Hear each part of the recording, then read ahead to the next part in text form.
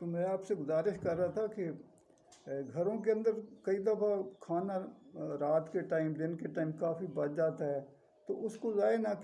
کیا کریں، اس کو پرندوں کے لیے چھت کے اوپر ڈال دیا کریں۔ یہ بڑا کار خیر ہے۔ یہ جو وہ نیکیاں ہیں جو انسان جن کے بارے میں سوچتا نہیں ہے، اکثر گھروں میں شادیوں پہ دیکھتے ہیں، ویسے روٹین میں جو ہے نا بہت کھانا بچا ہوتا ہے، اس کو ضائع کر دیتے ہیں، پھینک دیتے ہیں۔ بہتر ہے، کبھی کتنے دور دور سے میلوں سے سفر کر کے شہروں کا رخ کرتے ہیں اپنی خوراک کے لیے، تو ان چیزوں بچی خوراک کو اس کا صحیح استعمال کریں۔ اگر وہ خراب نہیں ہوئی ہے تو وہ جو غریب، جو کئی جھگیوں والے جو جہاں آبادیاں ہیں چھوٹی چھوٹی، ادھر جا کے دے دیا کریں، وہ لوگ تو خوشی سے کھا لیتے ہیں۔ اگر آپ کے گھر میں کوئی کھانا بچا ہوا ہے تو وہ آپ کو، غریب جو لوگ ہوتے ہیں وہ ان کو دے دیا کریں، وہ ان کے کام آئے گا، آپ کو ایک بہت بڑی نیکی مل جائے گی، صدقہ خیرات ہو جائے گا آپ کا۔ تو میری آپ سے گزارش ہے پاکستانی بھائیوں سے کہ آپ قرآن پاک کا ترجمہ پڑھیں گے، روٹین بنا لیں گے، گھر کے اندر تلاوت جو ہے نا، وہ تو یہ جنات اور ان چیزوں سے بھی آپ محفوظ رہیں گے، کیونکہ جس گھر کے اندر تلاوت ہوتی ہے وہاں پہ اللہ کے فرشتے رحمت لے کر نازل ہوتے رہتے ہیں۔ تو یہ صبح کی روٹین بنا لیں، جو بزرگ ہیں یا گھر کا جو سربراہ ہے یا مالکن ہیں، آپ صبح تلاوت کلام پاک، خاص طور پہ سورۃ بقرہ لگا دی، اس سے یہ ہوتا ہے کہ جادو ٹونے کا اثر نہیں ہوتا، تو یہ آپ کے لیے بڑا آسان، پھر آپ کو شوق ہو جائے گا خود بخود کے آپ کو خانہ کعبہ بھی دیکھ رہے ہیں اور ساتھ تلاوت، تو اتنے پیارے قاری، ان کی آواز اتنی اچھی، وہ تلاوت کر رہے ہیں، ان کو سنیں گے۔ پھر آپ کو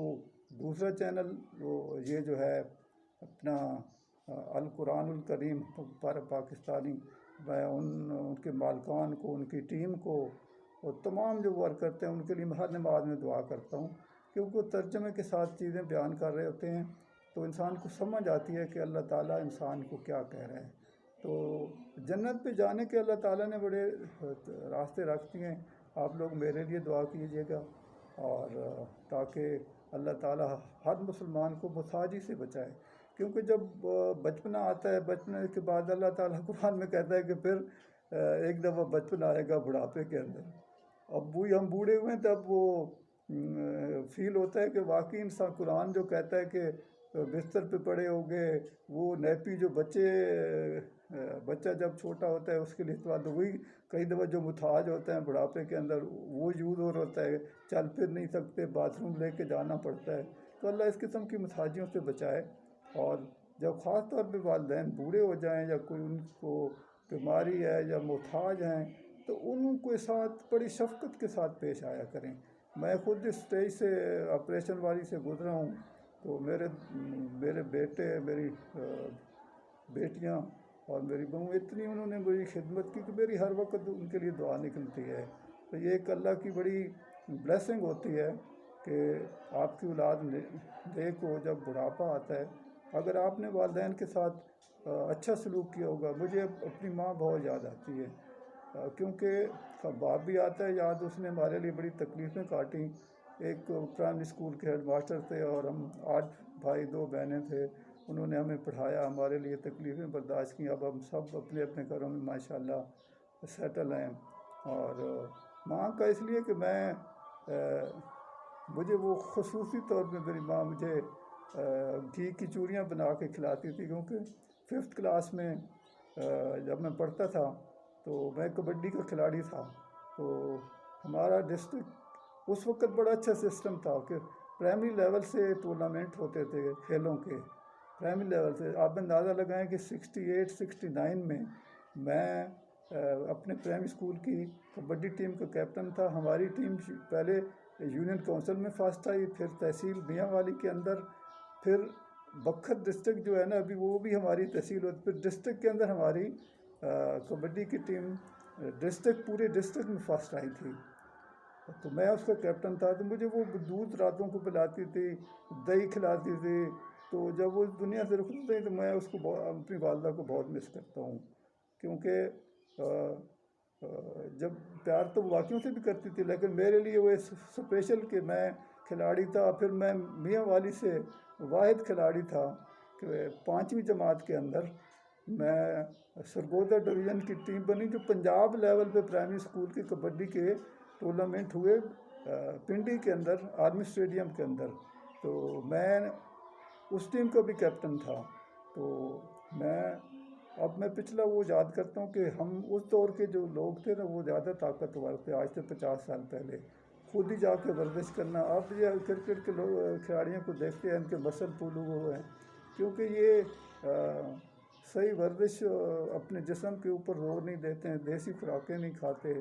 یہ برگر شرگر پہ جا کے گزارا کرتے ہیں، تو اس سے وہ جان نہیں بنتے. تو میں اپنے بھائیوں سے اپیل کرتا ہوں کہ اپنی لائف سٹائل، بچیوں سے اپیل کرتا ہوں، بیٹیوں سے اپیل کرتا ہوں کہ قرآن پاک واضح حکم دے رہا ہے کہ اپنی چھاتیوں کو اوڑھنی سے اوڑھ کے رکھا کریں، تاکہ آپ کی یہ جو چھاتی ہے یہ آپ کے بیٹے کے لیے، آپ کے خاوند کے لیے شادی ہوتی ہے، یہ ان کی امانت ہے. یہ وہ خواتین اس نہ بھی کریں جن کی شادی کی عمر گزر گئی ہے، وہ گھر کے اندر چادر نہیں اوڑھتی، خیر ہے. باقی کے لیے بڑی اللہ تعالیٰ نے بڑی واضح ہدایات دی ہیں کہ اپنی چھاتیوں کو اوڑھ کے رکھا کریں، اور جسم وہ لباس بھی نہ پہنیں جو بہت زیادہ ٹائٹ ہو، جس سے جسم کے اعضاء نظر آئیں. یہ قرآن کا حکم ہے. میں تو صرف یہ اپیل کر رہا ہوں کہ ہماری جو نئی فوج ہے وہ زیادہ تر اپنی ثقافت کو چھوڑ رہی ہے. آپ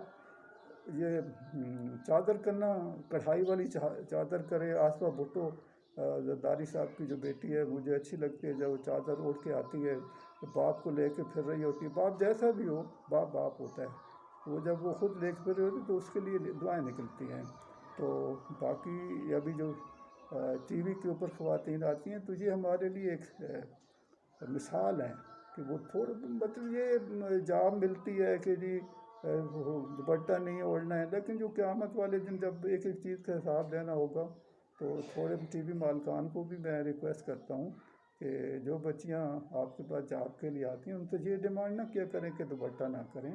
کیونکہ یہ ثقافت بھی ہے. ہم پاکستانی ہیں، سلوار قمیض ہماری پہچان ہے. تو کائنڈلی یہ بھی قرآن پاک میں واضح ہے. اور جو چیز قرآن میں آ گئی اس سے اننیسیسری ٹی وی کے اوپر آ کے ڈسکشن بھی نہ کیا کریں، کیونکہ کچھ لوگوں کو دین کی سمجھ نہیں ہوتی. اللہ تعالیٰ نے تو قرآن میں یہ بھی کہا ہے، مولانا مودودی صاحب کا میں ترجمہ و تفسیر پڑھتا ہوں، انہوں نے واضح کہا ہوا ہے کہ جب خواتین یا لڑکیاں چلا کریں تو پاؤں زمین پہ زیادہ مار کے نہ چلا کریں. جسم کے حصوں کو جو ہے نا وہ ایسا لباس نہ پہنیں جس سے واضح نمایاں نظر آ رہا ہوں، اور ایسے نہ چلیں کہ دوسرے آپ کی طرف متوجہ ہوں. تو یہ